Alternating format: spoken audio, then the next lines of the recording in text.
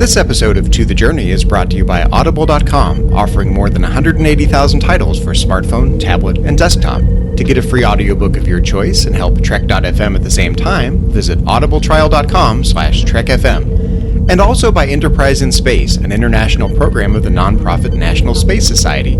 Find out how you can help science and education, and become a virtual crew member aboard the NSS Enterprise Orbiter by visiting enterpriseinspace.org. And if you want to join the conversation and share your thoughts on this episode, join the Babel Conference, our listeners group on Facebook. Just type BABEL into the Facebook search field. We look forward to seeing you there. Hi, I'm Monuente Reme. I played Ichev on Star Trek Voyager, and you're listening to Trek FM. I think it's safe to say that no one on this crew has been more obsessed with getting home than I have. But when I think about everything we've been through together, maybe it's not the destination that matters. Maybe it's the journey. And if that journey takes a little longer, so we can do something we all believe in, I can't think of any place I'd rather be, or any people I'd rather be with. To the journey. You're here. To the journey.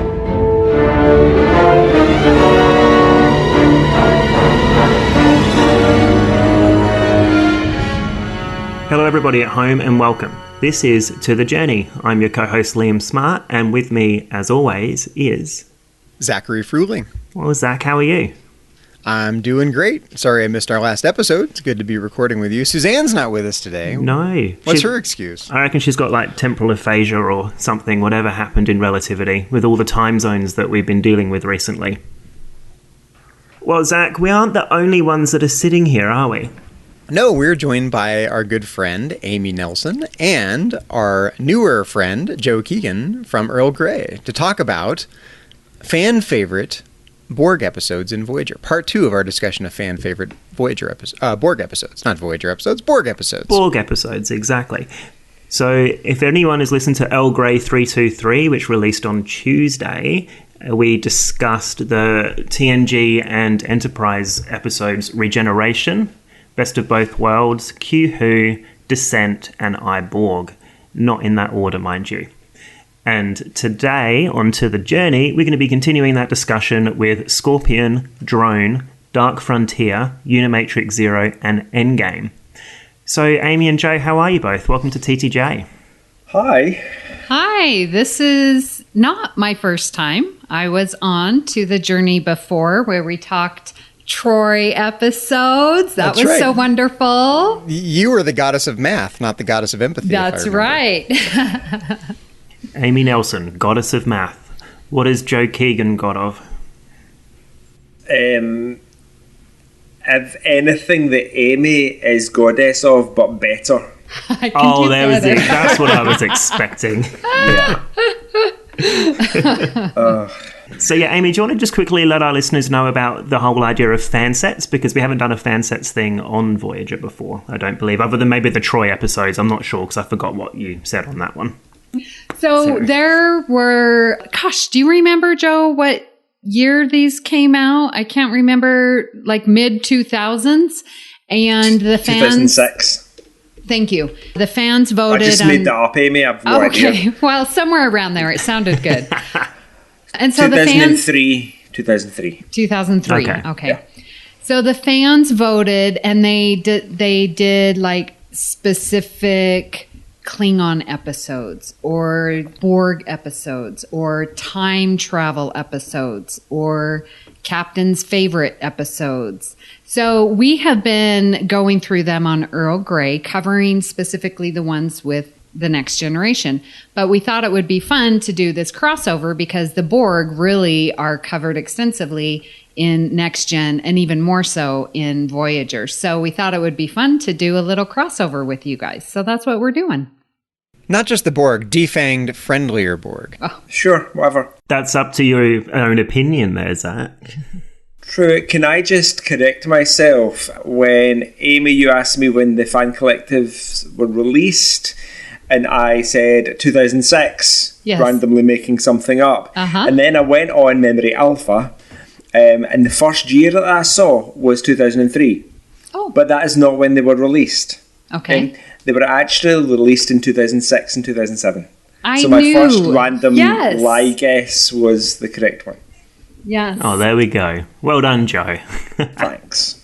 So before we start this, obviously there's only 5 episodes that we'll be discussing today, but there are many, many, many Borg-related episodes in Voyager that haven't made this list. Things like Child's Play, Infinite Regress, Raven, the list goes on, Unity.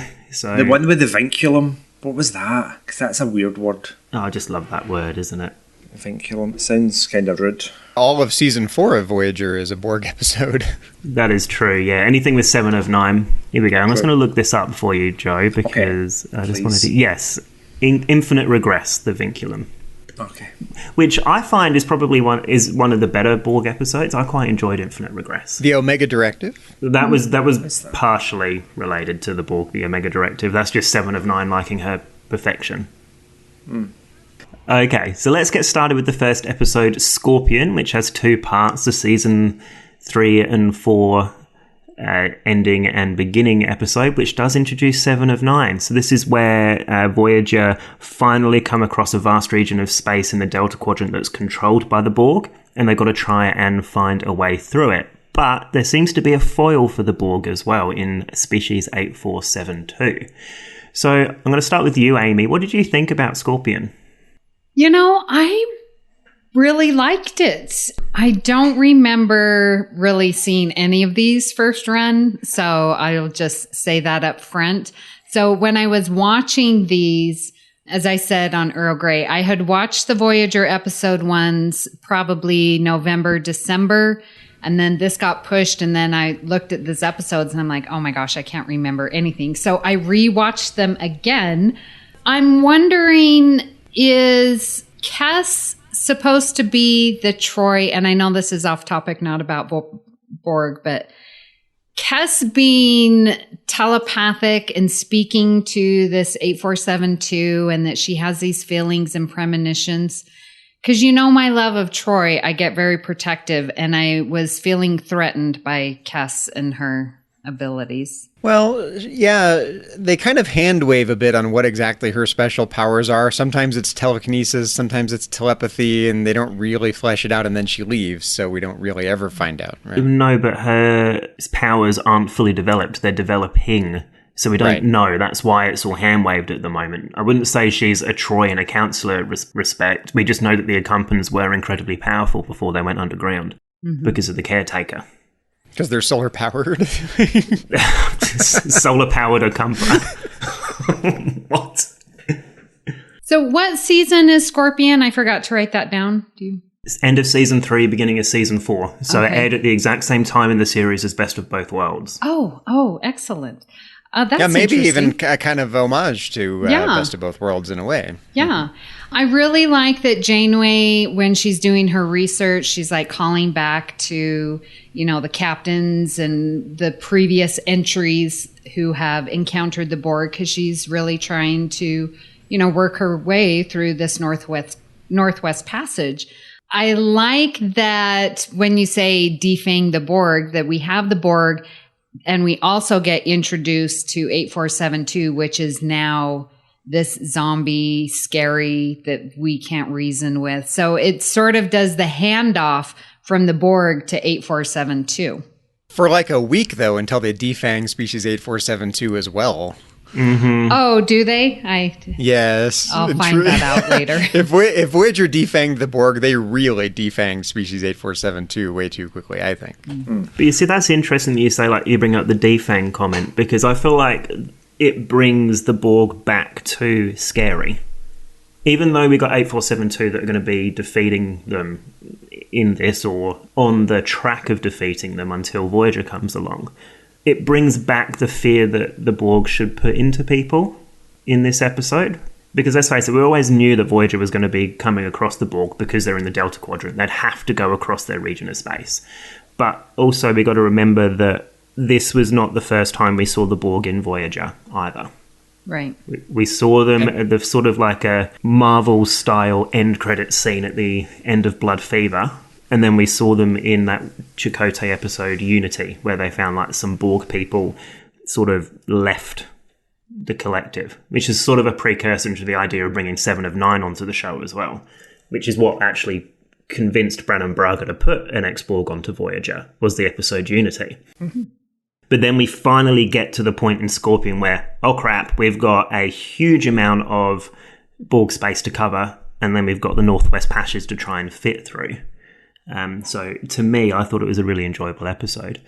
What about you, Joy? Joy? Your new name's Joy now. Hi! I think this episode has one of the best cold opens that we see. We see those 2 Borg cubes and they're like, resistance is futile, you will be assimilated, all that stuff, and then they just blow up. There's energy that we don't know yet, but it's the species 8472 energy weapons, just completely obliterate them. And then jump ahead onto the bridge of Voyager. I can't say the Voyager. Have you guys ever come across that? It's like just Voyager. You say Voyager, but you would say the Enterprise. Yeah, and I think there's in season 1 of Voyager, there's an instance where they call it the Voyager, and it only happens a couple times. Yeah, it sounds weird to my brain, so I just call it Voyager. Yeah, that's what it is. We just do Voyager. Yeah, cool. Harry says, "I'm reading 2 Borg cubes. Make that 3, 4, no 5, 15 Borg vessels," and then they all rush past, and you're like, "Wah!" It's like all hell's broken loose. But they just rushed by Voyager. They were coming to assimilate Voyager. They were basically running for their lives, weren't they? Mm. You've got to give Voyager some credit for taking the Borg and making them writ large. You know, not just 1 cube, 15 Borg cubes. That was Voyager cool. is very good at that. Yeah, making everything big and massive. I think about the point with defanging the Borg, the way I've always seen it is that Voyager is just one little science ship lost far from home, and any time they encounter the Borg, they always come out winning, which I always find a little bit unbelievable. Yeah, it's very enjoyable episodes, and I like it when Voyager always wins, but I think that's where the defanging comment comes from. It just seems a bit like one little science vessel. It's not even a warship, it's a science vessel with a crew of like 130 something people on it against big bad Borg cubes with 50,000 drones on them, but with an amazing captain though. I think that's the point. It's Janeway, her ingenuity and her ability to adapt. She does a deal with the devil. Now, a lot of people think that the deal with the devil here was a bad decision from Janeway, which, not to rehash an episode that we just did with me and Suzanne, but is interesting that we've actually gone to the Borg to try and help them to serve our own purpose of trying to get through their space. Well, and that's why it's called Scorpion, because Chakotay tells, the fable of the scorpion riding on the back of the fox to cross the river, and well, why did you sting me? Well, that's who I am, and now we're both going to drown or whatever. The Borg are not going to change their ways. Right, yeah. So that was interesting, and so that's how I can remember Scorpion is because of that story. Yeah. But I like that we're still, even in this episode, still talking about this individuality and uniqueness, and how like the Borg are saying that the conflicted nature is our undoing, that your individuality is, what makes you weak. Sort of to contrast, the Borg has strength because of our unity and our collectiveness. Well, yeah, and the fact that when Janeway and Tuvok are on the Borg ship to try and create the weapon, they just want to assimilate, not fully assimilate, but link their minds to the collective because it's just more efficient for the Borg to work. Speed things up, which, makes sense. I think I've said before into the journey that I'd like to be Borg for a day, but it's an interesting concept. One of my things I liked most about this episode, though, was the fact that it's called the Northwest Passage, just because it's the like that really harsh, unnavigatable part at the top of Canada. And I always find it funny that they named it that, because it was really, really hard to get through. And it was the only, you know what? Is that the waterway? It's the waterway that goes up the top, and yeah. it's often ice in the Arctic Ocean. And it was the only way around between the Pacific and the Atlantic before the Panama Canal was built was at the bottom of South America, I think Drake's Passage. And then they've got this place at the top that they want to get through, but it's always unnavigatable. And then they call this passage the Northwest Passage. It's just like, why would you call it the Northwest Passage? Of course it's going to just go to shit if you call it that, you know? Well, I've got to say, the thing that I find the episode riveting. I've always found Scorpion riveting. I still think it's a fun, entertaining Borg episode. But the thing that bothers me about it is this trend that Star Trek kind of got into, maybe right about here. Maybe this is the turning point where this happened. The Borg were supposed to be the ultimate bad guys, the ultimate adversary. But at a certain point, that's dissatisfying because now we know how to beat them and we've seen them on screen a few times. So they have to come up with an even worse bad guy and where the stakes are even higher. It can't just be Earth that's in danger. It's got to be the entire galaxy that is in danger now. Like at every turn, they have to up the stakes in terms of what the bad guy or the adversary aliens are capable of and the stakes, you know. And I just feel like Star Trek is in this trend that we need to have a strong adversary, and a lot of my favorite Star Trek episodes don't even have adversaries. They're bottle shows on the ship where it's all character driven stuff, and I don't like that trend, you know, just having a bad guy and then at some point you got to come up with an even bigger bad guy and then a bigger bad guy after that and even more danger after that. It's not a trend in Star Trek that I really think doesn't respect the best of what Star Trek is to me. You know, Star Trek to me is not really an action show, even when it has some action in it. And so I love the episode, you know, don't get me wrong, but I think this is kind of a turning point where it's like, okay, yeah, the Borg, now we can beat the Borg. What can beat the Borg? Something even better or worse than the Borg, bigger and badder and meaner and more scarier. Yeah. And then, of course, what do? They defang Species 8472, like I mentioned. And Amy's like, oh, really? What do they do? Yeah, we become friends with Species 8472, like, right away, so. But they defang them in the worst way possible, don't they? Is that the episode where they find the simulation of Starfleet Academy? Yeah, exactly. Boothby all that, and the Species 8472 are wearing, like, human skin suits. In the flesh, yeah. Yeah, in the flesh. And it's just, like... Yeah, and by the end of the episode, we're friends with Species 8472, and it was one big misunderstanding. Wow. Yeah, they really defanged Species 8472. Sorry, Amy, spoilers. Yeah. Yeah, Chakotay's got a Species 8472 girlfriend by the end of the episode. Wow. Well, it's still better than 7 of 9 being his girlfriend. Well, okay, so glad that you mentioned that because it is in Scorpion, the end of part 2, where Chakotay builds the link with 7 and talks her down, right? Yeah, no, that's right. Yeah, to try and stop her and to sever the connection with the collective, you know, because he's trying to get her to step away from the collective. And so, I mean, you could look at it that this is that first interaction. I mean, that's got to be pretty intimate going into another person's thoughts and their mind, you know, so that this could be the genesis of what we see later in Endgame.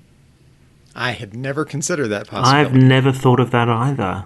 Wow. I hope not. Well, I sort of thought it was, because, I mean, when you link with someone, that's, you know, pretty personal. Yeah, I can see that. So I can see why people are saying 7 and Chakotay, the shipping there. I don't know. There's Chakotay and 7 shippers, right? Anyone who wants Chakotay and 7 is wrong. Everyone hates Chakotay and 7 being together. Oh. Oops. Yes. Well, yeah. I saw it here, so. Yeah. No, that's fine. Is there anything else anyone wants to say about Scorpion before we move on to Drone? I think it's good practical sage wisdom that you generally can't change people's natures. Yes. Yeah. Yeah. Oh, and just quickly, obviously, because this is where we first meet 7 of 9, what do you think of having 7 of 9 as a character, as a Borg character on a show? I love it. I mean, I think it's interesting because in every iteration up until Voyager, there was your Spock character, right? So Data was TNG Spock. And I would say maybe Odo would be the Spock because he's still trying to figure out and he doesn't show emotion and whatever. So even though we have Tuvok, I don't see him as the Spock character. I see Seven as the Spock character of learning humanity and learning from everyone, and that she is so used to, holding her emotions. And so I see her as that Spock character way more than Tuvok, which is supposed to be the Vulcan. I completely agree. I think 7 of 9 brought some much-needed exploration of what it means to be human that we didn't really get from Kes or from Neelix or any of the other characters. The only one that you could have got that from was the Doctor. Yes, that would be the other character who has just as much growth in that regard. And in typical Voyager fashion, do everything super big and everything. We have 2 potential Spock and Data characters. And it's awesome that they get paired up and kind of explore their, you can call it humanity in quotes because the Doctor's not human in 7 of 9. Yeah, she's human, but she was Borg, But it's interesting that it's the Doctor that really leads Seven on her exploration of humanity when he is just in the same position of learning what it is to be human when she is already human and he is only styled and programmed on a human. See, but I think it's funny because he is not trying to learn about humanity, whereas Seven is. So I think that's the difference. And so that's why I think it's so funny that he's teaching her when he doesn't really like humans. He's superior. He knows, just turn me on, turn me off. Right? Yeah. Yeah. No, I think it's a really good call, Seven's addition to the show. Oh, definitely. Not so much her jumpsuits. I didn't really buy into those skin-tight jumpsuits and the giant boobs. Wasn't really my thing. But yeah. Good call, good character. Jeri Ryan doesn't age like a No, she's like the Amy. Picard of Voyager. Doesn't really age that much. So, yeah, good call. Yeah, definitely a good call. It's a shame you mention her jumpsuit and how well dressed, like B'Elanna Torres and Janeway and even Cass, like the clothes fit. They weren't the skin tight. They weren't super loose. They were fit. They were functional. That's what you would see on any person in Starfleet. And then you introduce 7 of 9. What a travesty it was. I totally get it with the, cat suit mentality, which bled into T'Pol and Enterprise. And probably, to be fair, started with Troy. But they had done 3 seasons, right, without the jumpsuit, cat suit. And then they bring her in. So it's sort of, that uniform selection was sort of a step backwards. Yeah, I agree with you. All right, so let's move on to Drone. So Drone begins with one of those wonderful episodes in Star Trek that include a transporter malfunction, should we say, whereby Seven's nanoprobes, they get amalgamated or fused with the Doctor's holographic emitter. Is that what it's called? I've forgotten what it's called. The mobile emitter. That's it. So it gets infused with the mobile emitter. And then we end up with, the science lab is trying to assimilate Mulcahy, takes Mulcahy's DNA and creates a Borg baby out of it. But a 29th century drone. How does the Doctor get his mobile emitter back? I forget. Oh, they probably just shove his hand in. They have a backup or something? No, one dies. Yeah. They'll probably just yank it out. Okay. Yeah, one dies. I couldn't remember. They were able to salvage the mobile emitter, obviously. Yes. Yeah. What do you reckon of this episode, Joe? See the way you feel about Hugh and Iborg, I feel about one. You think one's cute? What? There's something about one. He's like Hunky Borg. Hunky Borg. No, seriously, there's something big and robust about him. Yeah, I definitely do that. But catsuits are a problem? Yeah, I don't go in for boobs so much, so I like my Hunky Borg dudes. Interestingly, Paul Bomer, who played one, also played one of the Nazi officers from In the Killing Game? Yes, that I didn't notice that. Hirogen He played I think he was the one human. that got B'Elanna pregnant in The Killing Game, I think. I think you might be right, yes. He was a human. He wasn't a Herodian. He was human. Yeah, yeah. And even though he's like a fascist in this, there's something pleasant about his features. So did you think that Hunky Borg was overly polite and very robotic? Awfully helpful for a Borg. He was a bit, but he was just newly created, and he was kind of grown into adulthood, wasn't he? He's eager to learn, wasn't he? Yeah, and he had that whole thing where Seven injected her with her tubules, her Borg nanoprobe things, and he wouldn't let go. He just wanted to basically take all the knowledge out of her brain. Yeah. Which was a bit invasive. But yeah, I've really enjoyed this episode, but I'm kind of stuck because I just want to look at one. That's really amusing. I think it's a really cool episode. It's not specifically a Borg episode. No, it's like a lot of the Voyager episodes that feature the Borg. They're sort of tangentially Borg. Yeah, he's not... I wouldn't call him a Borg drone necessarily, because he's some kind of hybrid between the Doctor's hollow emitter and Seven's nanoprobes. So it's something new that's not necessarily Borg. And it's just a story about him and how the Borg come in it later with their sphere, and he has to go on and make them fly into that nebula and crush them to death. Yeah, there's not the problem to solve in that episode doesn't do a thing for me. No. Amy's disagreeing. What do you think of the episode, Amy? Oh my gosh, you guys.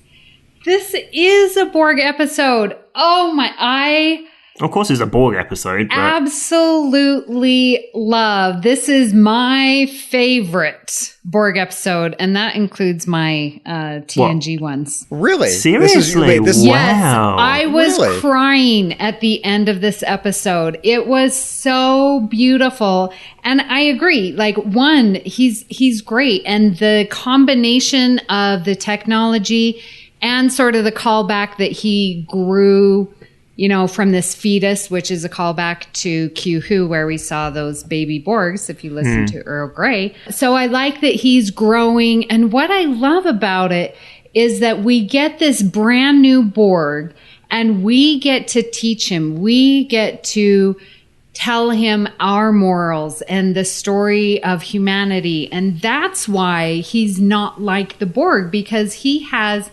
our morals, our history, our culture. And so that's the idea, this utopian idea that even the Borg, the evil Borg, we get to invent this new one Borg, and he gets to learn. And that is our hope and our future that we have in the Borg, that if the Borg could just step away from the collective, they could really see this humanity, this future, this individualism that we celebrate so greatly.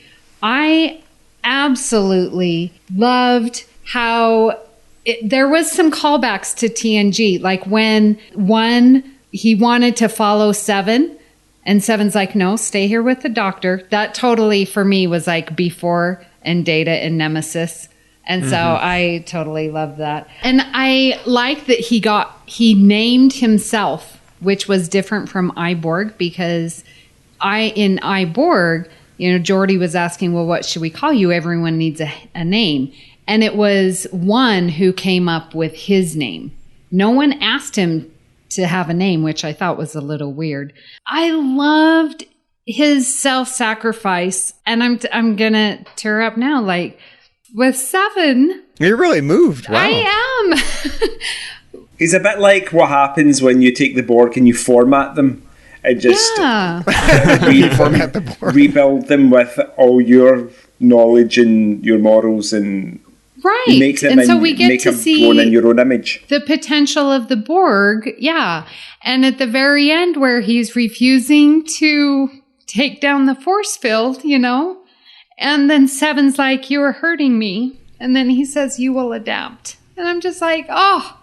That is so touching and so moving that we get this idea that this Borg could happen. And I love this episode. It's really good. Sorry. Aww. I don't think I was as moved by it as Amy was. It's moving, but you're moved to tears. I mean, that's so really, it's your favorite Borg episode ever. You're saying, wow. Amy, I just thought it was super cool to see had? 29th century Borg. How much wine have you? No, I was crying when I watched it the first go around too, but does that not, you are hurting me? Does that not tear at your heartstrings? Like, that's moving. I mean, it might have been the first time I watched it, but I've watched it quite a few times now. It is moving. It is a moving episode to a lesser degree than you were moved. Yes. Yeah. Well, I mean, just like Hugh was a friend to Geordie and vice versa, one was like a son to Seven. Mm-hmm. That's a good point. Yeah. I just think it was super cool to see a 29th century Borg, honestly. I mean, I don't get a lot of like, wow, that's just super cool on its own, for its own sake in Star Trek. You know, that kind of cool factor doesn't really get to me very much. But 29th century Borg, love it. With its multi-dimensional adaptability. I don't think it was a 29th century Borg. Because it's fused with technology from the 29th century. Yeah.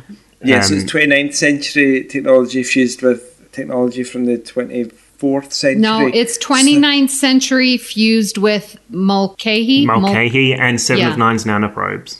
Right. So 24th century like and 29th triad. century means it's like 27. We're not taking 26th. the average. Damn it, okay. The other thing that I just picked out with this episode is that Janeway says that she either lets it live or murder it, and it's not an order that she's willing to make. Yes. Yet she totally makes it in Tuvix. I don't get that Tuvix murder argument. Well, I don't either. I'm quite happy that she killed him, but I don't even see it as being killing somebody. You're just fixing an issue. Yeah, you're separating two people that were joined accidentally. Okay, we're not getting into this Tuvix because both of you are wrong. Okay, so I noticed that in Drone, 7 tells 1 that Voyager is my collective. It sounds like a maths joke. 7 tells 1. And then later, is it Dark Frontier or Endgame? Janeway says, well, 7 just told me the other day that Voyager is her collective. And I was like, no, that happened way back in Drone. So it could be that she's admitted to Janeway that Voyager is her collective, but she'd only tell that to 1 at the start, because maybe she's just not comfortable telling Janeway yet. I mean, okay, all right, that makes sense. Okay, yeah, that's good. Because in Dark Frontier, Chakotay reminds Janeway that 7 said, I will betray you. At some point, and Janeway says, no, because she just told me that you are now my collective, i.e. Voyager. I think that in general, this for me is one of the things that distinguishes Voyager from TNG. I think generally you get a stronger sense of family on Voyager in general. TNG, they like each other, they respect each other, they play nice together, they're friends, they play poker, but they're not family like Voyager becomes, I think. They're close work colleagues on TNG. Yeah, right. That's how I see it anyway. Amy's completely disagreeing with me. Hey, I watch TNG too. I think I get what you're saying. I think there's something about Janeway that is different from Picard. Because Picard was never part of that family. Mind we talked about the poker game and he only joined them in the End of All Good Things. I think it's because he never joined them for poker that it took away something from that family feel. If he had been there all along, it might have had more of a family feel. But you're right, there's some kind of maternal aspect to Janeway.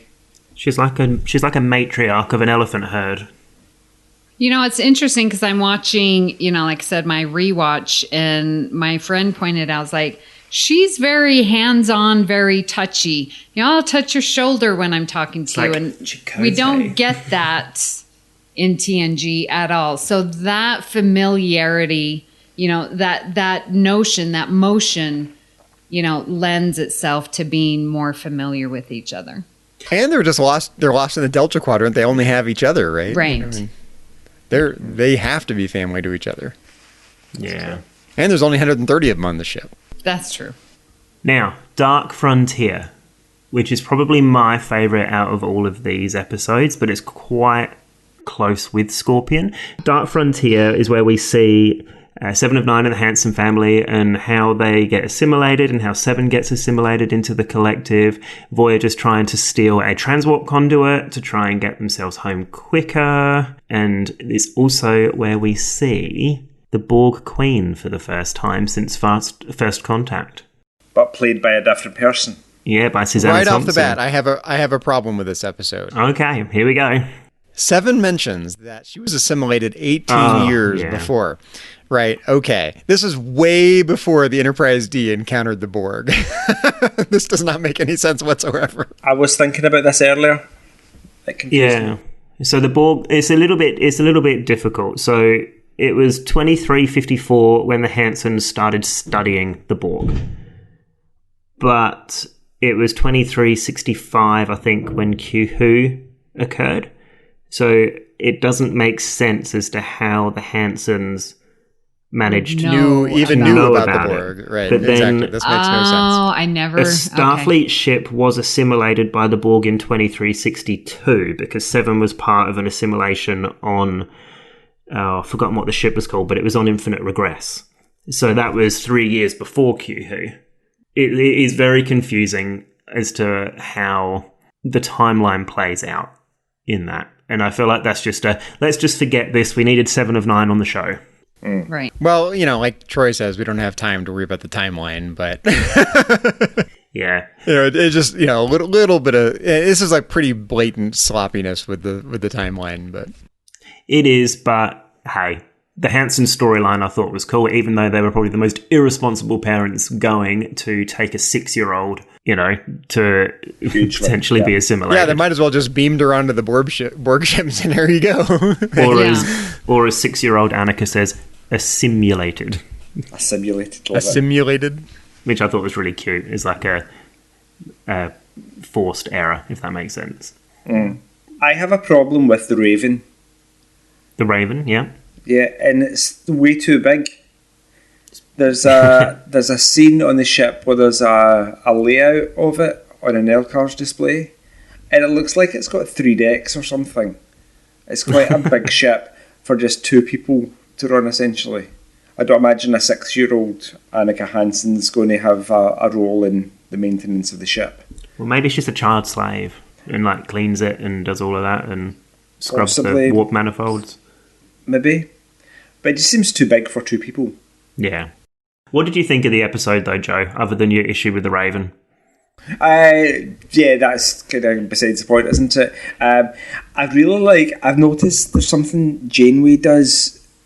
Kate Mulgrew is a really good actress, and there's something that she does. It can just be a little tiny look that she gives that conveys so much. Yeah. There's a scene specifically where Tuvok comes into the ready room and he says a member of the crew requested a meeting with the captain. It turns out it's Naomi Wildman. And she just gives this little look at Tuvok that says everything, and it's that mother hen look. It's like, sure, okay, I'm free for Naomi, send her in. Which I really, really like. I think Janeway's up there and one of my favourite captains. I would agree. I think I've always thought this. If I was to serve with any captain, I think it would be Janeway. Just because I would trust her to get me home. Stern but fair. Caring but scientist. Forceful. Yes. Mm-hmm.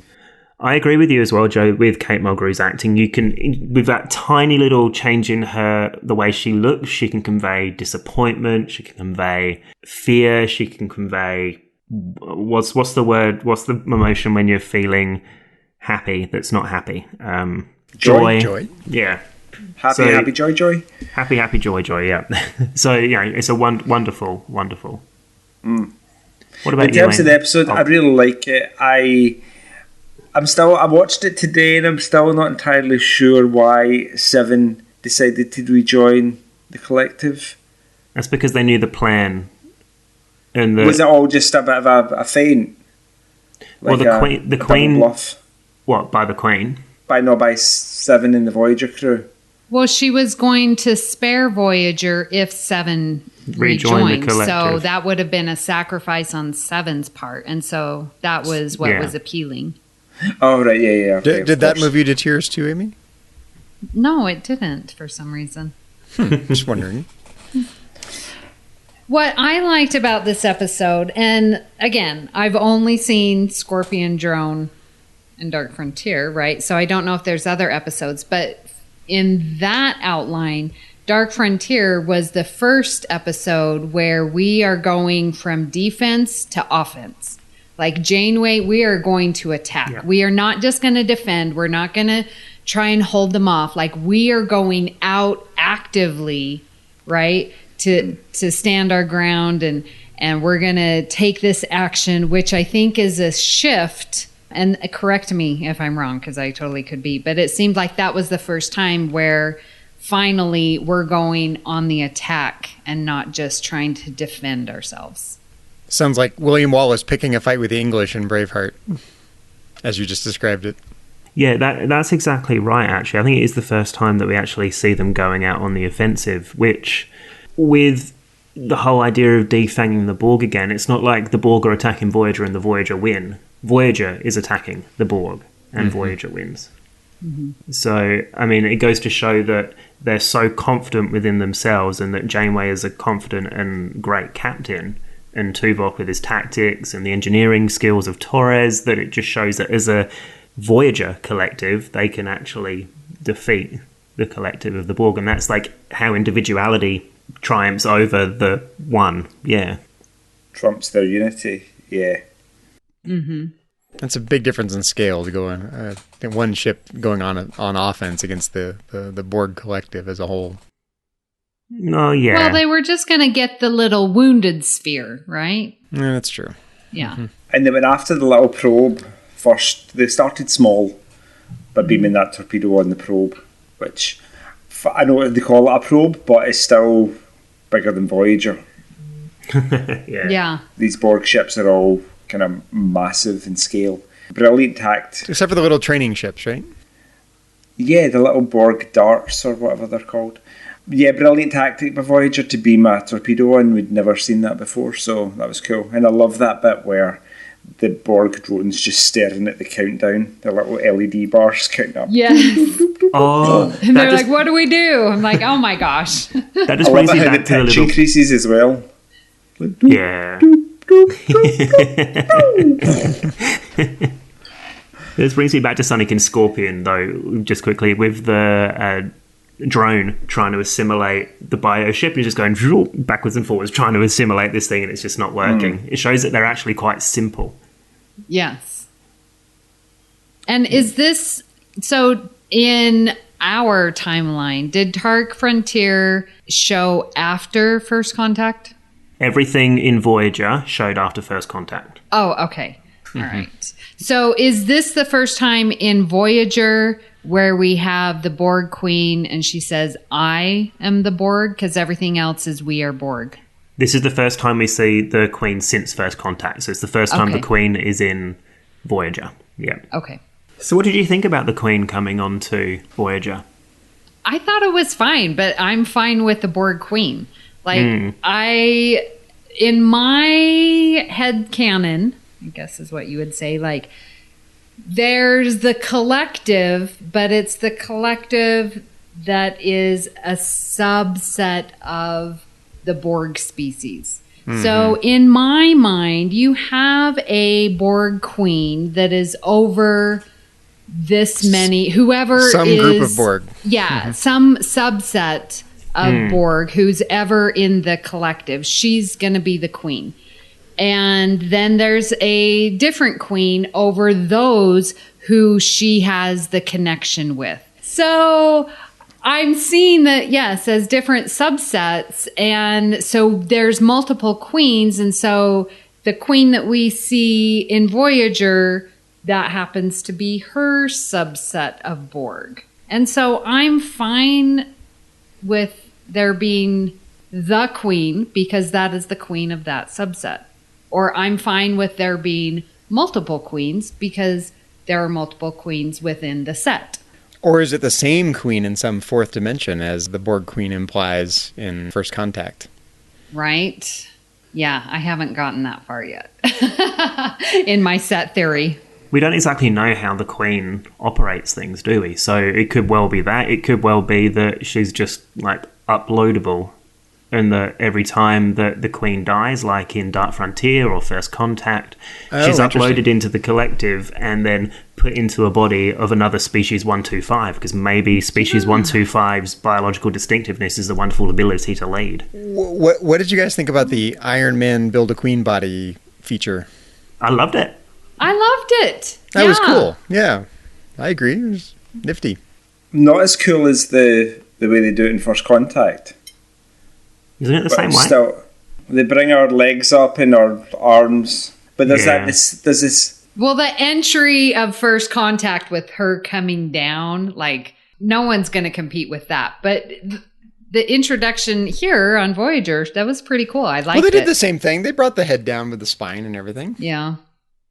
But I mean, we've seen it already. Yeah. Yeah, there's something more organic about it in First Contact. Yeah, bigger budget. Yeah, exactly.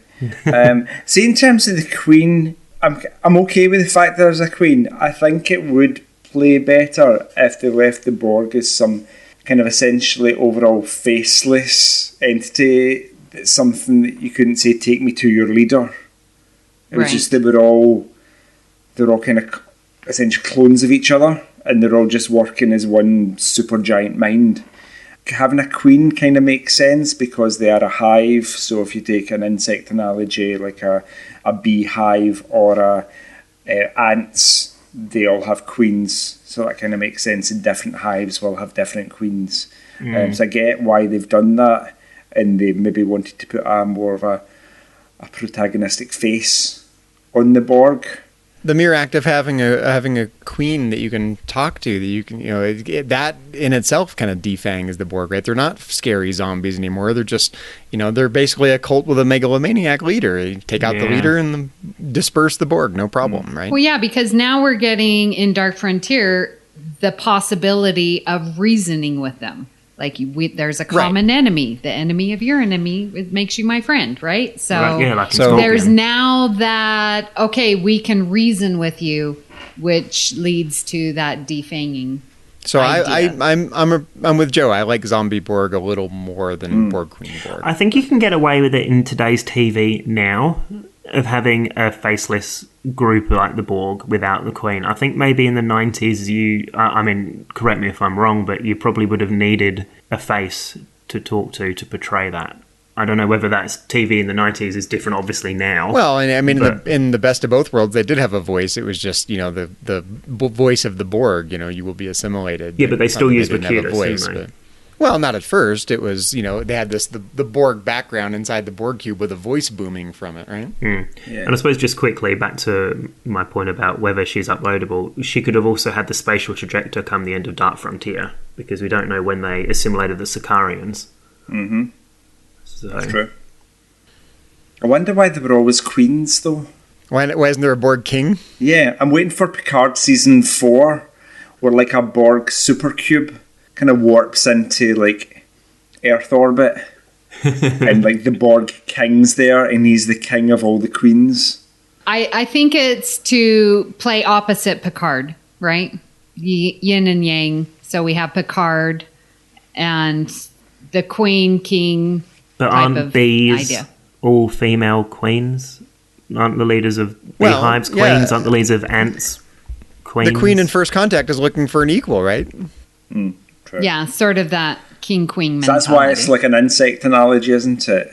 Yeah. Like insects don't have kings. All the males are just drones. Yeah. Yep. I still want to say a Borg king. Warp. It's Locutus. It'll be one Hunky Borg. Hunky King. Hunky Borg. And he's got a tiny, tiny little crown that he just wears on the side of his head. Complete opposite to Guinan's hat kind of thing. Yes. What do you think about the Borg Queen as a foil for Janeway? I don't quite know how to answer that one. I don't either. I mean, they can match wits pretty well. I mean, I feel like the Queen she says to Data, doesn't she, in First Contact, that she is the Borg and that she brings order to chaos, which means that she's like overall the collective. It could be that she's become so, okay, I have to defeat Voyager, and got so obsessed with human and etc. that she's sort of come out, and because of Janeway, she's come out to be a queen and started the I sort of pronouns. Well, the Borg Queen seems to be able to get under Picard's skin a little bit, and not so much with Janeway. You know, it's interesting because when you ask that question, I feel that, as we talked about before, like Janeway is that mother hen, and she is seriously like taking care of her people. And it almost gets mirrored in the Borg Queen, especially in Dark Frontier, when it's like, you need to save your species, Queen Lady, because your Borg is going to get annihilated by 8472 or whatever it was. And so I think that we get that commonality of we need to save ourselves, that they get to... You know, I think that we get to see that mirrored a little bit more. I think that the Borg Queen, sort of takes on that motherly, like, these are my drones, these are my people. I think comparing Picard as Locutus and Janeway with this Borg Queen, there was a hint of intimacy between Locutus and the Borg Queen in First Contact, as if they were more than just would-be conquerors. There was, but I think with Janeway and the Borg Queen, is there not a bit of competitiveness between them? It's like Janeway's the queen of her little collective on Voyager, and this other Borg Queen is like, no. Yeah. More of a chess game. Yeah, that's true. Yeah. So, moving on to Unimatrix Zero, Joe is pulling a disgusted face. This is the one where Seven somehow wakes up from her regeneration cycle, realizing that she probably hasn't really got into REM sleep because they're seeing other Borg that are in their pre-assimilated bodies, basically. And then the Voyager decides to go and help out because the Borg are trying to take down Unimatrix Zero because it's a threat to their collective. I'm going to start with Joe on this one, seeing as you looked most displeased. What do you think about Unimatrix Zero? Is there not something, I don't know, there's something a bit hokey about it. And there's this special dream place that Borg drones can go and escape their servitude and become individuals again. They have a place where they... Don't we all have our little happy place, though, Joe? Come on. Yeah, no, but if the vinculum's doing its job, then... They shouldn't exist. Exactly, and I'm just like, why would every species dream of this kind of paradise with a beach and... Because it was created for that. But it wasn't created. It's basically kind of like the Borg COVID-19, isn't it? Like it's a disease that they've caught somehow maybe in the assimilation process that allows them to do this. Yeah. I don't know. I just like... I love there's philosophical issues in it, first of all. Like, you know, how do you know that reality is really real? I mean, all of your reality could be a simulation. So it's got all that philosophy stuff. But I'm a romantic, and I have 3 words for you. Borg love story. I'm in. That was the worst part of this episode. Axum and Seven were the worst part. No, what? Oh, yeah. No, I'm with you, Zach. Are you kidding me? It was awesome. Yeah. It was fun.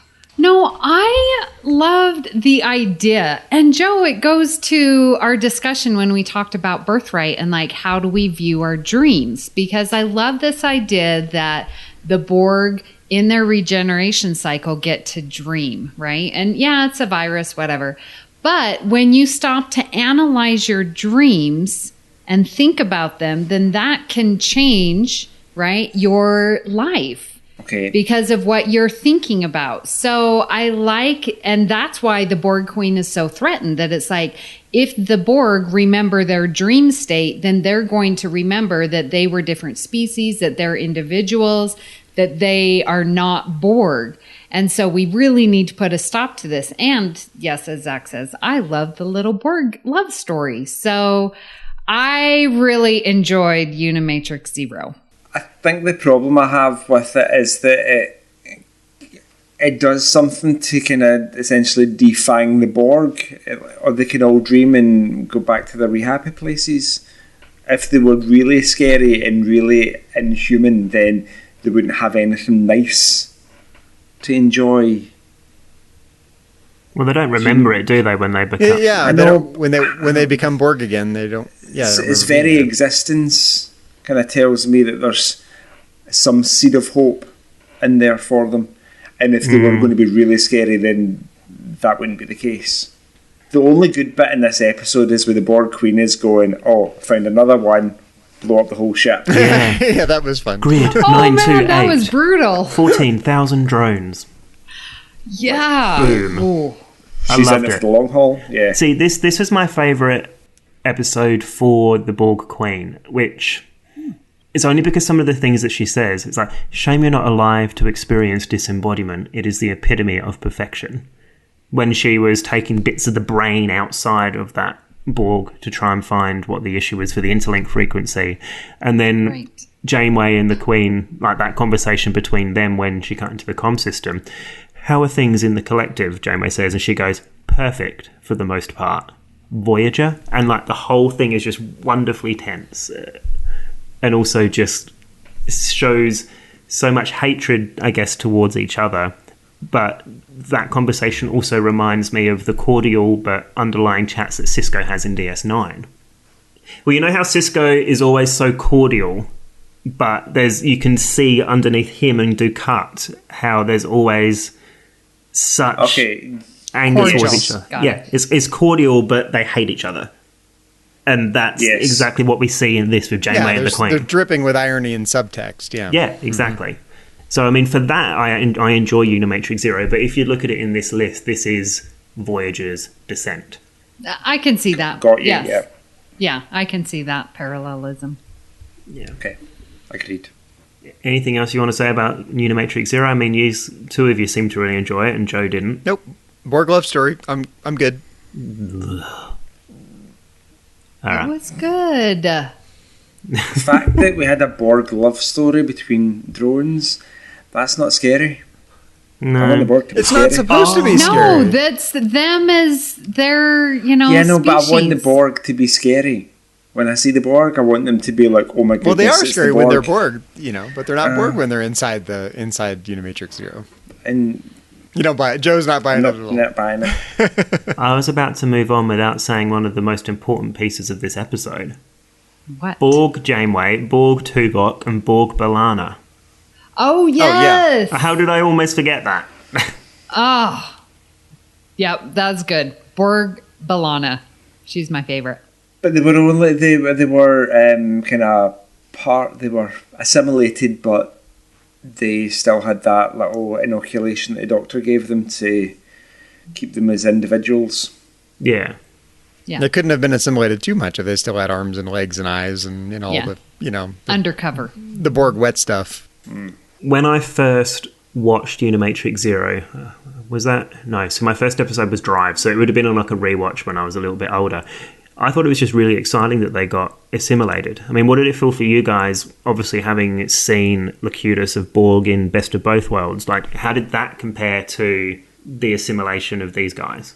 Can we maybe just call it a simulation when you get assimilated? Okay, when they got assimilated. Thank you. That's all I had to say. Oh, okay, cool. I just want us to call it a simulation.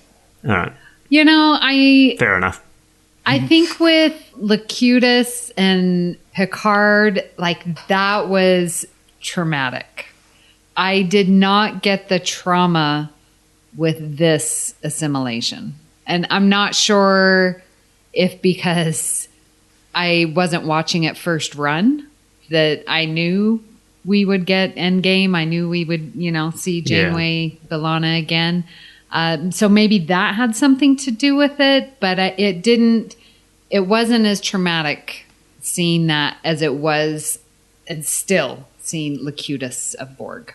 Is that because the Doctor had produced some magic that was going to inhibit their assimilation? There was it wasn't a dire circumstance. Right. It wasn't essentially fatal. They'd defanged the Borg, essentially. They'd taken away their ability to assimilate you. But I don't think we knew that that's what they were planning to do, though, at the end of part one. Okay. We didn't know that they were inoculated until part 2. All right, let's move on to the last episode, and that's the last episode that we ever see the Borg in their wonderful Borginess. unicomplex and Borginess. Yeah, exactly. Endgame. I've only got 5 words that I've written down for this, and that is I tear up every time. At the You end tear of it. up? Yep. At the So end. you and I Why? agree on this. I like Endgame a lot. There's things that I would have done better for Endgame, but when they get home and they're in the Alpha Quadrant, I can't help myself. I get you. Yeah. Even though it lasted like half a second and then Yeah. the series is over. Yeah, so Endgame is not without its problems in terms of an episode, but in terms of them getting home, that's why I get upset. But the Borg in this episode, I thought it was great, like the whole plan and destroying the transwarp hub and the conduits, and which then there's a virus to kill the unicomplex. I thought it was great. I mean, yeah, it's like, humanity has finally destroyed this menacing alien that we first saw back in Q2. I mean, we don't know if they're fully destroyed because we don't know what's happened afterwards, but, it's a crippling blow. The big question, of course, was, is Voyager going to get home? And this was like, the internet was still pretty new. It had been around, but we didn't have the social media network that we have now. So it's not like you could get spoilers on these kinds of things. I remember having a bunch of people over to watch the last episode of Voyager because it was like, wow, what's going to happen? This was a big event. I had a party for it. Looking back on it now, you wouldn't, we don't look at it with those eyes anymore. We know what's going to happen. There are spoilers, and it just doesn't have the same kind of innocence watching, at the end of a show nowadays. But then this was a big thing. I was super excited about it. I loved it. It was just the build up to it was amazing. Yeah, I love it. Like, it's up there, like with the 3 of this era of Star Trek. Next Gen, Deep Space Nine, and Voyager all have amazing series finales, and this is just as good. And they do it in kind of a similar way that TNG did it, with some timey-wimey stuff going on, and Admiral Janeway from the future with her really cool technology, and then that armoured Voyager. Oh, that armoured Voyager is amazing. It's just so cool. It's like something like a Marvel movie.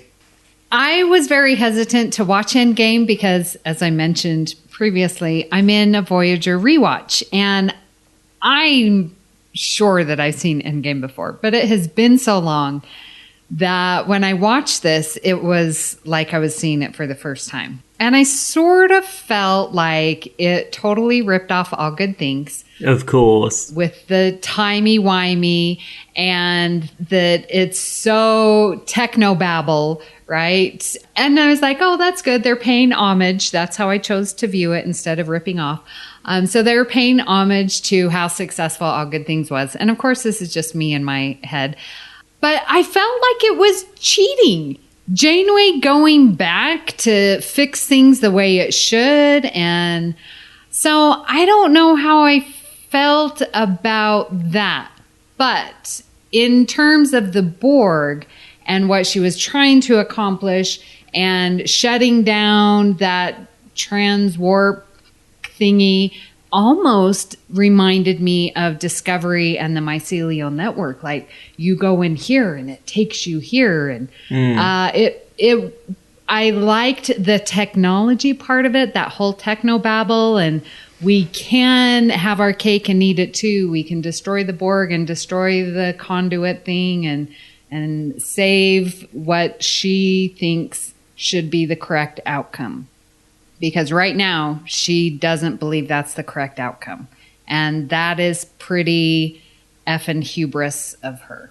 As you were talking, Amy, I think I came up with a Metatrex topic based on Endgame now. I mean, it's a really existential episode in that way. I mean, generally, like in existentialism, your past is kind of what it is. It's done. You can't change it. You can make future decisions going forward, and you can change your reflections on the past, but the past is just fixed. Janeway even refuses to believe that the past is fixed. She's going to go back in time and change it and make it right. Yeah, and her definition of right. Does she not even go to the Klingons and steal some kind of time crystal device? Yeah, with the help of Miral Paris's as a lieutenant or whatever, ensign or lieutenant or whatever she is. Yeah, the daughter of Tom and B'Elanna. Yeah. Yeah. Mm-hmm. What you say there, Amy, about, I mean, obviously Janeway mentions it in the episode, having the cake and eating it. That sort of sums up Janeway as a character, you know, and also Voyager as a show, maybe. That they try and do everything, that ship. And they have to do everything because they're on their own. Right.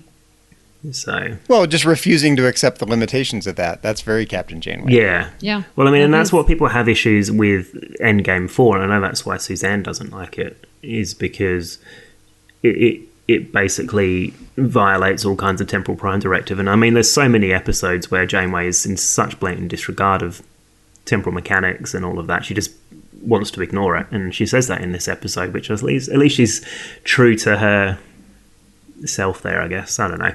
But Yeah. if they take away all of the timey-wimey aspects to it, and you had the Voyager crew come up with defeating the Borg in the exact same way, it would have been probably, in my opinion, the best episode of Star Trek, if they did it without the timey-wimey stuff. Although, do you not I can agree it would be an improvement. need it to explain the technology in order for them to survive? Not if they... See, there's ways they could have done it. They could have stolen or worked out some of the stuff that maybe one from Drone had. They could have incorporated some of these little elements all throughout seasons 5, 6, and 7 to then build up to that point where they have ablative armor, they have those weapons. You could write a way into it that doesn't involve timey-wimey stuff, I guess. It's interesting to me, Liam, how different your intuitions are than mine in this regard. Like, I don't care about the beating the Borg storyline whatsoever. I find like that's like the least interesting part of the episode to me. Yeah, I like the but stuff about the difference between Captain Janeway and future Janeway. I like the emotional stuff with the characters that have died, or Tuvok with his brain That was disease ridiculous. Oh, see, but I like the emotional reaction to it. I mean, it's good character stuff, regardless of how ridiculous it is. It's good character moments, and I just find the character stuff in this episode way more interesting than anything having to do with beating the Borg.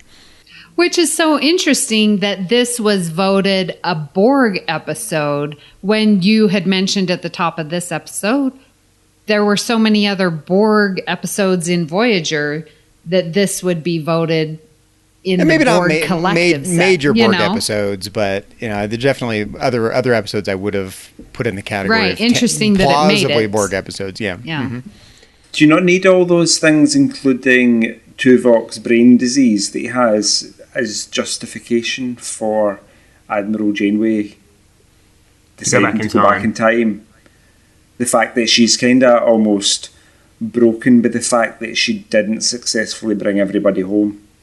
I think she just made a decision. She can stay with the party line and not break the temporal prime directive, but that's not who she is. She knows she can do something about it, and she just has to make a choice, which is more important to her, the temporal prime directive or saving her friends. But the problem with that, Joe, what you were just saying there, is that why didn't she go back to just before she saved, or Neelix left, or why didn't she go back before Joe Carey, or why didn't she go back to Caretaker right at the beginning and be like, do not do this? Voyager did not happen, yeah. Yeah, and I mean, that would be the ultimate Voyager reset button, wouldn't it? Yeah, she turns up in her armoured shuttle, and fires something at the Caretaker's kind of transporter wave and dissipates it.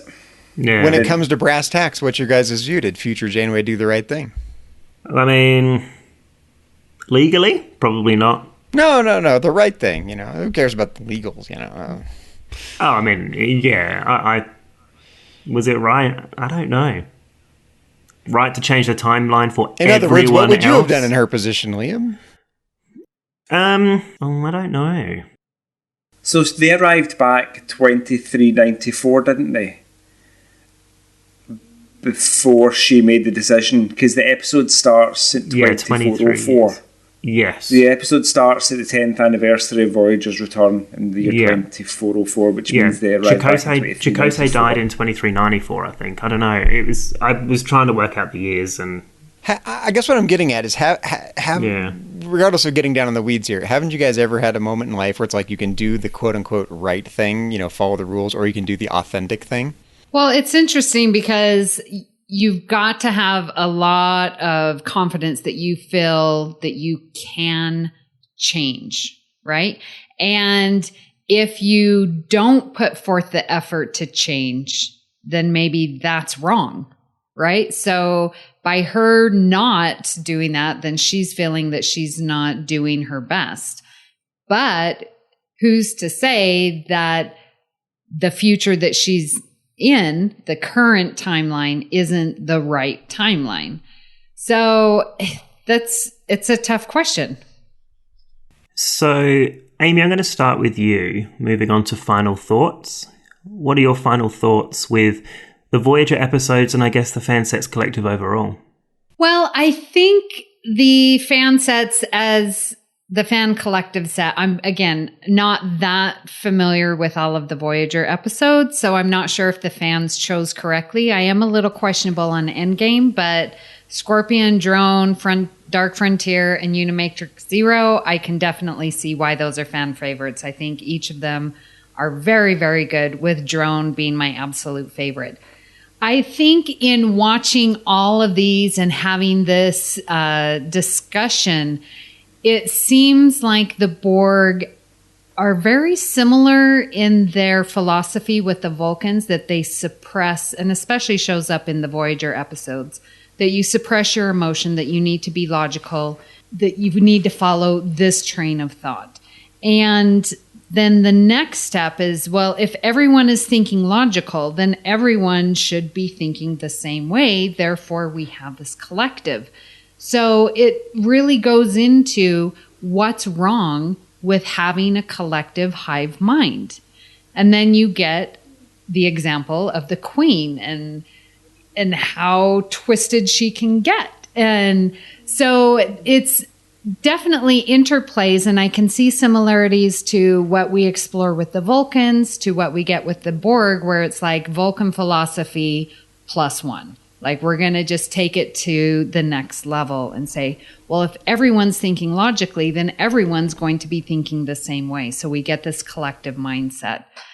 I really like the individual versus collective philosophy with that. And I think that's at the heart of what I see the Borg representing, and like how we can, use that in our lives, and like what makes me an individual, but what makes me a part of my culture, my background, my family. So I really have enjoyed this discussion of the Borg and what it brings to us in fandom overall. Thank you. Joe? Yeah, I've had a terrible time, and these are 3 hours that I've never getting back, and you guys are horrible people. Love you too. Thanks for yeah, keeping love me you up. too. Especially as it's like 1:15 in the morning there. No, I've had a really enjoyable evening. This is the latest time I've ever recorded at, which is fun, in the middle of the night, essentially, because it's 17 minutes past 1 in the morning. In terms of Borg, it's all right. No, I'm quite happy to do it. In terms of Borg episodes, the Borg really, really evolve from when we first see them in Q Who to when we finally see them in Endgame. From whatever makeup and black tubes they found in Q Who to attach to somebody's head and give them some black plastic bodysuits, to kind of fully realised scary zombies with sweaty faces and grey skin, which was a really cool look for the Borg. I suppose, do I enjoy the Voyager Borg episodes more than the TNG episodes? It's not a competition. No, it is in my mind. I think I do, but I think, like I've said before, I like action a little bit more than character development, because I'm still a bit of a kid at heart, and I like to see things go kaboom. So, and I think Voyager did that better.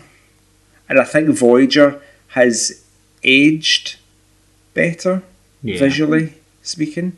I think if they do Voyager, if they remaster it in Blu-ray, I think it's going to look absolutely stunning. They did so much in the way of special effects and low-resolution video, way more than they ever did on TNG, and it was a massive effort to rebuild TNG. I think that's never happening. They keep saying that, but I'm not so sure. I think we'll get Deep Space Nine first, and then we'll get Voyager. If they're going to try and make that. the Star Trek universe, they're going to end up doing it to try and keep people interested in the previous series. Maybe get everyone to buy another round of Blu-rays. Yeah. Your final thoughts, Zach?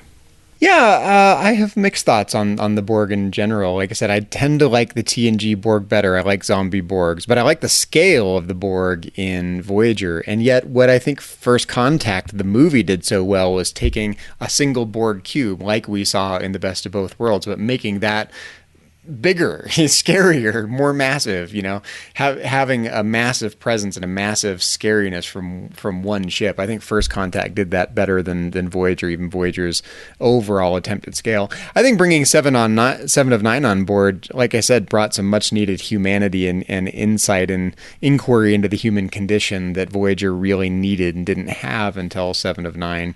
Even though they could have toned down 7 of 9 a bit in season 4 and onward, unfortunately it was at the expense of character development for other characters in a lot of cases. So it's hard to say which group do I like better. I think if I'm trying to think, how do I pick which episodes here? I love The Best of Both Worlds. I like Iborg, and I think I have to go with Scorpion and Unimatrix Zero because Borg love stories. There you go. Thoughts on the Borg? Yeah, I sort of echo what a lot of you have just said. Joe, I'm pretty similar to you. I like episodes that go kaboom. I do like a bit of character development, but I like stuff to happen in my character development episodes as well, which is why I did struggle with some of Picard's episodes and why I guess I struggle with some TNG. I guess... related to this is really important. I think there's character development and there's action, but there's a third part of the spectrum here. It's more like a triangle. The third thing for me is ideas. It's got to have some sort of idea behind it, some concept, some exploration of something. You can do that through action. You can do it through character. But if it's missing that, it's mere character and it's boring, or it's mere action and it's boring for me. Yeah. Okay. No, that's fair. And I think that's what Picard missed. I don't know why we're talking about Picard, but that third thing is what Picard missed. It never went anywhere. Yeah, I agree with you, Joe. But the other thing is that the Borg have been used, whether it's in a lot of different ways. So whether it's been in the mystery sort of way that I've said about Enterprise's regeneration, to the downright action pieces that you see in Dark Frontier, the Borg love story that Zach goes on about in the Unimatrix Zero, or even like the horror scenes that you see in Scorpion, like, because Scorpion's like a dodgy horror movie in a way, as well as like pulling the bits out in Dark Frontier of brains and Borg was dismembered everywhere. So I think realistically they're probably my favourite alien species in Star Trek, just because they're so interesting, especially with the individuality and hive mind concepts as well. But I do enjoy the Voyager ones a lot more than TNG. I think Star Trek has got to get away from this I think of it as a very kind of ad hoc, artificial way of creating drama. Here's another bad guy out to destroy Earth. Here's another alien race out to destroy Earth. Oh, the galaxy's in danger because of blah, blah, blah, blah, blah. To me, that story gets old, and Star Trek has done it so many times. I wish they would move on and find a different way to generate drama and plot. Yeah, I mean, I will admit I was not happy with the all sentient life and all of that in Discovery. And I mean, it is a little bit contrived, but right. That's a good example. Like, it's not just the galaxy that it's in danger now; it's all sentient life everywhere. Right? Yeah. At every turn, they have to make it bigger and bigger and bigger, and I'm bored with it. The next thing will be the whole universe. The expansion of the universe will stop, and it will start to shrink back into the Big Bang. That will be the next series of Discovery you watch. But for me, the Borg started that process. Yes. In Star Trek. Okay. It's because Borg cubes are so heavy. They just have really big gravities and just suck the universe back in. Just one very quick question, yes or no answer to this. Okay. Amy, if you could be a Borg for the day, would you? Just for a day? No. Okay. Joe? Yes, because the nanoprobes could fix my liver from all the wine I've drunk during quarantine. But no, because then you would find out what everybody thinks of you. No, unfiltered. Yeah, but you want drones and you want clones of you, so. But they'd be like 9 billion all Joe, so that'd be fine. they would all love themselves. That wouldn't be creepy at all. No, not at all. Okay, Zach. Yes, it would be like trying LSD once. The damage that you could do within one day is too much for my conscience to bear. Okay. No, I'd So be a your Borg for a day. curiosity, you could assimilate hundreds of people and then the next day be like, "Oh, I'm so sorry. I was just curious." Can Really? I have that day inside Unimatrix Zero? You just want to be Axum, don't you, and kiss Jerry Ryan? No, I kind of like the idea of the different phenomena of whatever altered state of consciousness it is to have a collective consciousness. I think that's cool. I'd like to try that for a day. I'm curious. I would want to, but the damage is not worth my curiosity. What if we could That's put why you I say inside the brig like you, and you're harmless? and still be that'd in be the collective? boring. Yes. Yeah. Yeah. That'd be What I boring. think is more likely, which I'd be more inclined to do, is to be able to connect my brain to the internet, just so I could instantly search for things. I always thought it'd be cool to have like a little music transmitter implanted in your head, so you can just kind of listen to music and only you can hear it, but it's like you're listening to music. I thought that'd be, that's a cool Borg-like idea. Yeah. I'll take that one. I like that, Zach. Yeah. Or listen to my podcast. Yeah, as the case may be. Yeah. It wouldn't be music that had been created yet. It would be specially written for you based on your day. So it'd be like having an orchestra follow you around to produce the soundtrack of your life. Kind of like a musical space mood ring. Yeah. Okay. So it's been fun today talking about the fansets collectives of the Borg, and specifically the episodes for Voyager, and having you guys on the show, Joe and Amy. Thank you for coming along. But it isn't the only thing we've been discussing on the network. So here's a quick look at some of the other things you may have missed elsewhere on Trek FM. Previously on Trek.fm, The Orb. But of all the Section 31 that we're getting in New Trek, this feels the most legitimate. This feels like the Section 31 that we know from Deep Space Nine, and it doesn't feel like, oh, we're just going back to the well again, because, even Ira said, I know they've used it in the movies, but we created this. Earl Grey. Still no clue. I'm going to kick myself when I get it. Yeah. Tell us, Jim. Kirsten Dunst. Oh Kirsten my Dunst. gosh, of course. I hate the universe.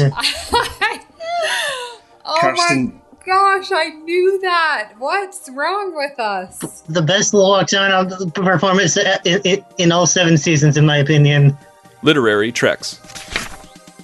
If this were an episode of Voyager, and I actually think this book would make an interesting episode of Voyager, and like we kind of hinted at, maybe it's very much like an episode of Voyager that we'll talk about. I don't think it would have been called 7 of 9, right? No, it would have to have like a one-word title to fit in with most of the other Voyager episodes, so you can't really remember which one it's about. Yeah, it would just be called 7. That's what it would be.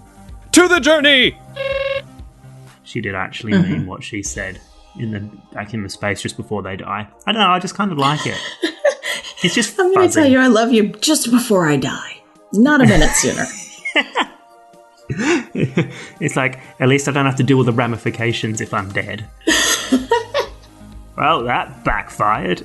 Or maybe she was just like, at least I don't have to hear him not say it if we're going to die. So what you're saying is next time that we ask someone to marry them, or anyone who asks someone to marry them, they should do it on death's door of like some kind of crazy adventure. Or like jumping off a bungee jump. Yes, you're in the middle of being eaten by a shark or something. I love you! Gobble, gobble, gobble. And that's what else is happening on Trek.fm. Check out all these shows and join the conversation about your favourite corner of the Star Trek universe and beyond. You'll find us wherever you get your podcasts. If you're an Apple user, be sure to hit the subscribe button in Apple Podcasts on your iPhone, iPad, or Apple TV, or the desktop podcasts app to get the latest episodes as soon as they're published. And please leave us a star rating and a written review. It really does help us find more listeners. If you're not an Apple user, we've got you covered as well. You can find our shows on Google Podcasts, Stitcher, TuneIn, Spreaker, SoundCloud, YouTube, in most third-party podcast apps, and you can stream and download the MP3 file from our website or grab the RSS link as well. We'd love to hear your thoughts on today's show, and there are many ways for you to do that. The best place to join the larger conversation is the Babel Conference, our listeners group on Facebook. Just type Babel, that's B-A-B-E-L, into the search field on Facebook and it should come right up. If you'd like to send us an email, you can use the form on our website at trek.fm/contact, choose Message to a Trek FM Show, and select To The Journey. That'll come right to us. You can also find the network on Twitter at TrekFM and on Facebook at facebook.com/TrekFM. Now, Amy and Joe, thank you so much for joining us on To The Journey today. We've been going for 4 hours, pretty much. How are you feeling? Wide awake. Wide awake. Caffeinated, huh? You're going to be dreaming about Borg tonight. Highly. Yes, Unimatrix Zero for Joe. With a little bit of 1. Joe does not need his happy dream place. He said as much earlier. I need a lot of 1, I think. Yeah. Just go dress Ewan up as a Borg. See how you go. Mm-hmm. Hunky Borg Ewan 1. Where can we both find you on the internet? Joe, you go first. You can find me on the Babel Conference, lurking about there usually. You can find me on Trek FM hosting Earl Grey. You can tweet me on the Twitter at JoeyJoe77UK, and you can also email me if you like, joepodcasts@gmail.com. Cool. Amy? So yeah, you can find us here on the network, and we do Earl Grey, which talks about Next Generation. I am also on the United Federation and Podcast Network, where I host All Good Things with Patrick Devlin. I am on Twitter at Miss Amy Nelson, and I am also in the Babel Conference, lurking around. So, Zach, when you're not wanting to be in a Borg love story with Jerry Ryan, where can we find you on the internet? Well, you can find me elsewhere on Trek.fm as co-host of Metatrek's Trek FM show dedicated to Star Trek and philosophy. And you can find me on Twitter. My handle's just my name, at Zachary Fruhling. And how about you, Liam? When you're not stuck in the brig with Hugh, where can our listeners find you on the network and around the interwebs? Well, you can find the video of me and Hugh on Pornhub, probably. Hashtag still listening. You can find me on Twitter at LS74656. You can find me on The Edge, Star Trek Discovery podcast, also on Trek FM, and you can find me hanging around in the Babel Conference. Well, if you'd like to help us keep all of our shows coming to you each week, we invite you to become a patron of the network on Patreon. Visit patreon.com/TrekFM, that's patreon.com/TrekFM, to get all the details. You could gain a producer credit for To The Journey or another of our Trek FM shows, and more, all available through our special patrons website, Patron Zone. It requires a great deal of money to produce, host, and distribute these podcasts each month. We really appreciate any support you can give us, and we hope you'll join the team. Again, you'll find all the details at patreon.com/TrekFM. Well, we would also like to thank our associate producers here on To The Journey. We'd like to thank Bruce Lish, Richard Marquez, Patrick Harlan, and Norman Lau. Thank you very much for your support of To The Journey and Trek FM. So join us next time, where we'll be trying to squeeze into 7 of 9's catsuits. But until then, this has been To The Journey.